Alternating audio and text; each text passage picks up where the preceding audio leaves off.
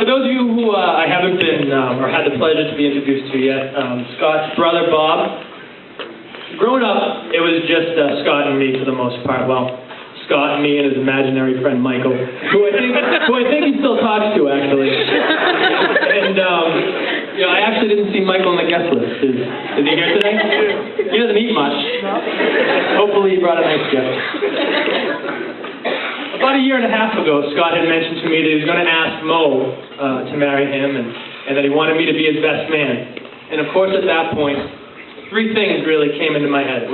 First of all, what if Mo said no? We know how that turned out, and that was great. And then, of course, the second thing was a bachelor party. So, planning a bachelor party. So, if some of you actually read, there we go. So, if some of you read about it in the newspaper or saw it on TV, we crossed over international boundary lines. We came back. There wasn't one arrest, no casualties. As far as I'm concerned, that's pretty much a success. So at this point, I think we're 2 for 3, which is pretty much a career day for Mo's brother, Mike McVinney, on the softball field. Right, pal. And then finally, the third thing is the speech. You know, if you were at my wedding, you know that when Scott did my best man speech, he set the bar way up here. So I have a lot, you know, it's going to take a lot to hit that level. Not only that, but he's my only brother. And I know that this is really a big deal. He's getting married, and I wanted to spend a lot of time on this. This is a big deal. So this morning when I woke up and started thinking about what it was I was going to say, I was shocked because I hit a roadblock. I didn't know what I was going to say. So I just sat back. I said to myself, I said, Bob, and yes, I do speak to myself in the third person sometimes. I said, Bob, just do what you're comfortable with. Do what you do best. So if you guys don't mind, tonight I'm going to talk about myself, okay? Now growing up with a younger brother like Scott was not easy. It wasn't easy. And I promise this is not going to be a sob story, but it wasn't easy. How many guys in this room have a younger brother bigger than them? There's a couple out there. So growing up and getting your ass kicked by a younger brother, that's awesome. That's awesome, okay? Not to mention the fact that Scotty and I were really close in age. So Scotty and I are close in age. We played in a lot of the same Little League teams together. Scott was a monster from T-ball. He'd get up there and he'd crush home runs. Some of the balls he hit haven't even landed yet. Me, I was the king of the opposite field single. All right? He'd get up there, crush a home run. I'd swing as hard as I could and barely bloop the ball over the second baseman's head. That's great too. And for those of you who know Scott and me, you know that he's just a little more mechanically inclined than I am too. It's true. Yeah, it's true. You know, Scott, ever since he was a kid, he'd get up there and rebuild dirt bike engines, or you know, he'd build these palatial tree forts.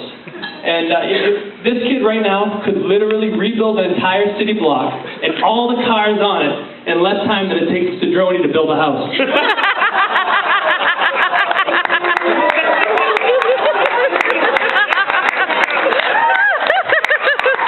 I am getting better though. I am. I'm becoming a little more mechanically inclined. I've started pumping my own gas recently, and that's really a big step for me, actually.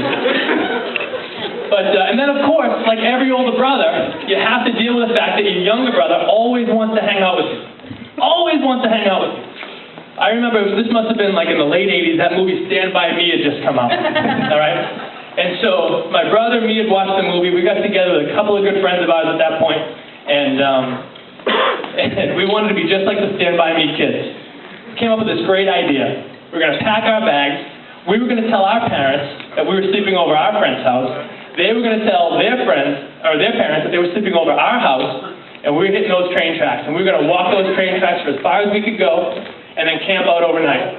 The plan was going perfectly.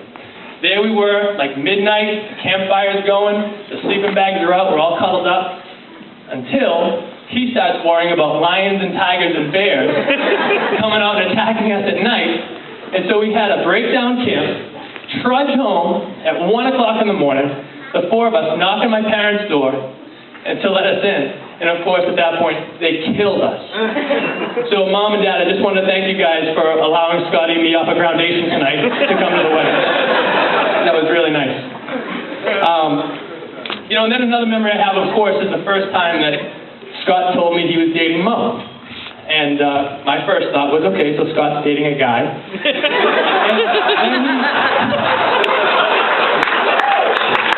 Then he informed me that Mo was short for Maureen. And that she was this beautiful, smart, fun-loving woman. I love you, Mo. Beautiful, smart, fun-loving woman. And the first time I met her, I knew that it was an understatement.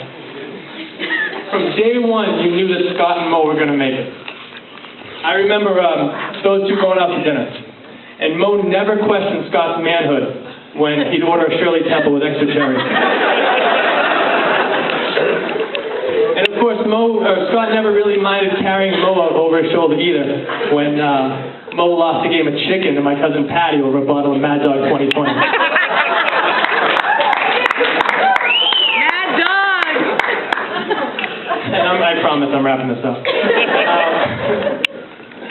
So, really, the one constant in my life really has been Scott by my side.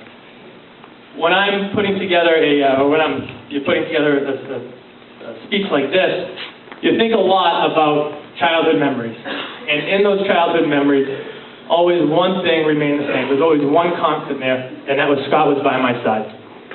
And I know that, you know, if I was running away from some bad dudes in the mean streets of Pembroke, I knew he was by my side. And I know that if tomorrow I'm having trouble pumping my own gas, I can call him and he'll be by my side too. God knows that I truly am blessed having a big little brother like you. And now, just like she was from the beginning, from the first day you guys met, Mo's going to be by your side. And you'll be a better man for it. I love you both. Congratulations. Cheers.